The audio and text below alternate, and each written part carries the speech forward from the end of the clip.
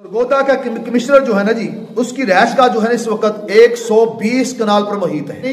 120 कनाल, एक कनाल में कितने मरले होते हैं जी? 20 मरले। ये हमारी टोटल मस्जिद और मदरसे की जो जगह है ना जी, 37 मरले है, यानी 2 कनाल भी पूरी नहीं बनती। अल्हम्दुलिल्लाह इसमें तालब इल्म भी रहते हैं, इसमें 200-400 बंदा आके नमाज भी पढ़ता है, उनकी जरूरतें मतलब पानी, वुजू, इस्तिंजा वगैरह के लिए मामला भी करते हैं। यहाँ महाना महफिल भी कराते हैं, हफ्ताबाद महफिल भी कराते हैं, 500-500, 200, 400 बंदों का लंगर भी चलता है। रैशें भी इधर माशाल्लाह को रखने के लिए बच्चे होते हैं। उसके अलावा जो साथी महफिलों पे आते हैं वो भी रहते हैं। मेरी अपनी रैश इसमें है, और भी 1-2 आधी रैश रखी जा सकती है। इसके अलावा अल्लाह का शुक्र है काफी सारी जगह हमारे पास फिर भी फारग है। हमें 37 मरले जगह जो है ना, वो हमारी बहुत सारी जरूरतों को पूरा कर रही है, और फिर भी हमारे पास अल्लाह का शुक्र है फालतू है। और एक बंदा, सिर्फ एक बंदा, उसके पास 120 कनाल जगह है रहने के लिए, सिर्फ रहने के लिए।